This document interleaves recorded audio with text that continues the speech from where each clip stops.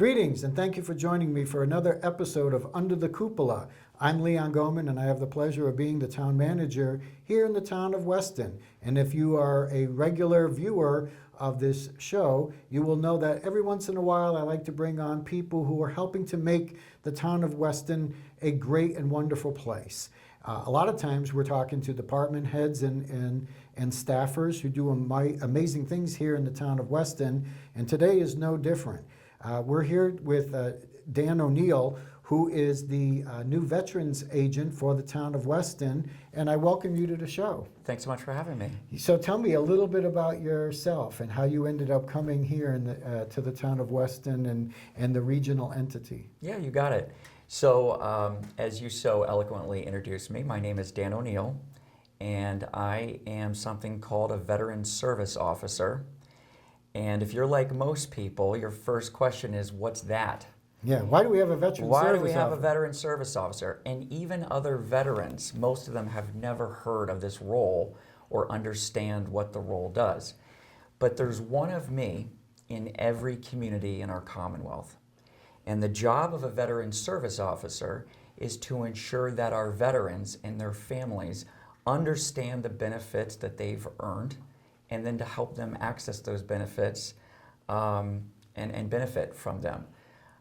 So I am proud to be the Veteran Services Officer for this great town of Weston, as well as 4 other nearby communities that together comprise the West Suburban Veterans District. So let's start with that. So Sure. The town of Weston and 4 other communities came together and they created a veteran service office and trying to maximize and streamline the services that are provided and bring some continuity and some stability to that position on a regional basis. What are the other communities that you were involved in? So in addition to Weston, it's Needham, Wayland, Wellesley, and Westwood.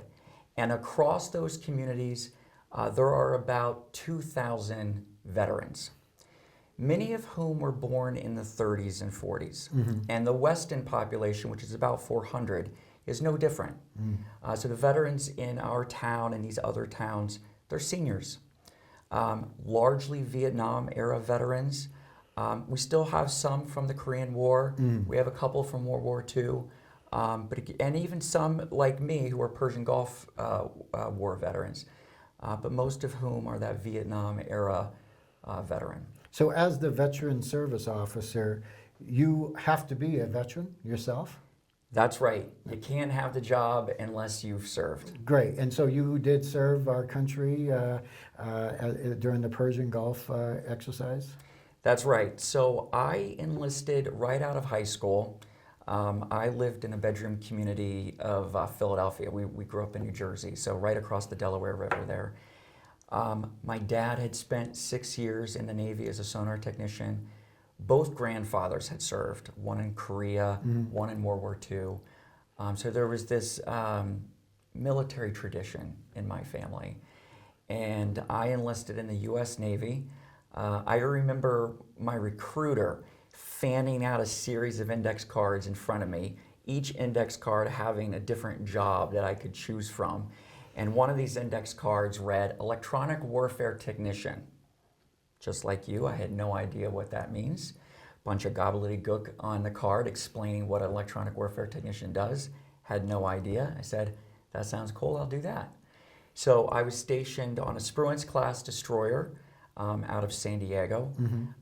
We made a deployment to the Persian Gulf in 1995. And then I got out in 1996, went to college for public relations and communications, had a 25-year career in the private sector, and then started to feel this itch of service again. Became familiar with this role of a veteran service officer, and I thought, hey, here's a great opportunity to help a group of people like myself, and again, help them to learn the benefits that most veterans don't know about. Well, thank you for your service to our country, Yeah. but also thank you for your service to the region and especially to the town of Weston. It is something that a lot of people who are residents may not even know that there is such a thing as a veteran service. Yes, right. And that these kinds of benefits are provided to them. Yeah. Tell me a little bit about the veterans benefits that somebody who is a veteran might be entitled to. Sure. There's a lot. And if you want to stump a veteran, ask him or her what their benefits are, because they'll start stuttering back at you. Some of it is they've never been told, but a bigger part of it is just there's a lot out there, and it's not easily understood. Just the Department of Veteran Affairs at the federal level, they publish an annual book, Leon, that's this thick. It's like 120 pages long of nothing but benefits that are available to veterans and who's eligible and how to get them. So there's a lot out there. Generally speaking, veterans have a couple of different categories available to them. One is for veterans who are in need of financial assistance. There are benefits both at the state level and federal level for veterans and their families who are struggling to pay for basic living expenses, shelter, healthcare, food, clothing, and there are a number of safety net programs, again, both at the state and the federal level, to help these veterans. The other category of benefits are for those vets who came home from their service in a different physical or mental condition than when they left in. Mm-hmm. And there's a number of those vets.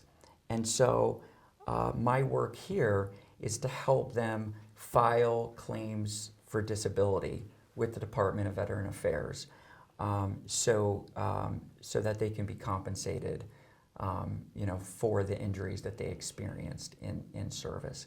So just two quick examples of that. I mentioned that in this town and across the district, there's a lot of Vietnam era veterans. Sadly, many of who served on the ground were exposed to Agent Orange. And later in life are developing respiratory cancers and neurological diseases as a result of that exposure. So some of whom of the population that I help apply for these disability claims are Vietnam vets who were exposed to things like Agent Orange. Other times, it's a hearing loss claim for maybe an infantryman or a woman who was an airplane mechanic or around heavy artillery. So just to give you kind of a range there. So that's the second category of benefits that are available to veterans are around these service-connected disabilities. And then there's another category which is a range of benefits from that are education related to buying your first home or making improvements to that home, VA loan programs. So there's a whole host of benefits there from the municipal level to the state level to the federal level. So it sounds to me like your job is and I don't want to simplify it, but it seems like you're educating veterans Yes. as to what benefits they're entitled Yes. to, but then helping the veterans actually apply for and walk through the process with them to actually receive the benefits. Yeah, it's very, very well synthesized. That's exactly it. Part of it is promotion and letting them know what's out there, and the other part is helping them to navigate what is a very Byzantine and sometimes not easy process. And then the other part of the role is to make sure that our veterans are honored and thanked. We get too few opportunities to thank those who served. And so, that's the other part of it too, is to make sure they're recognized and to help, create a sense of community among the veterans in our town. That sounds great. What are your goals? Taking over as the new guy on the block, what are your goals to try to promote this field, promote this job? Yeah. What are you thinking about doing? Yeah, I appreciate that. Here in Weston, there's about 400 or so vets. And sometimes I'm talking directly with the vet, but more and more I'm talking to the adult children of that vet who are trying to help mom or dad age in place or have the highest level of quality of life that the vet can have. So I'd like to touch as many of those 400 families as I can, in part by doing things like this, and I'm so thankful to you for giving me this opportunity here, Oh, my pleasure. through this channel to get the word out. So That's really the goal, is just have a steady drumbeat, both here in Weston as well as the district, letting folks know that I exist. Again, not a lot of people know that this resource is out there. Yeah. And then just reaching as many of them as I can to let them know, what benefits that are available to them. But the residents of Weston can come to you Oh, too. So yes. how does that Thank happen? you. I appreciate that. So so first of all, a Weston resident can call me any day at any time. I have a dedicated phone to the district, but I'm here in Weston at the Council of Aging over at the Senior Center every Wednesday. Great. So I would love, people can stop by. What are the hours at the senior center? 8:30 to 3. 8:30 to 3, so That's the whole right. day. Yes. And we will put on the bottom of the screen Great. your telephone would number love and that. email address so that Great, yes. the people of Weston can reach out to you. Yes, that's great. Yeah. Anything else that you would like to add? No, thank Yeah. you. Thanks again for having me. I appreciate Yeah. it. So to the residents and interested people here in Weston, a lot of times you don't realize some of the programs and services that are offered by the community and for the community. And this is just another good example of what makes Weston very special and very great. And as the town manager, I'm happy to work with people like Dan to bring these services.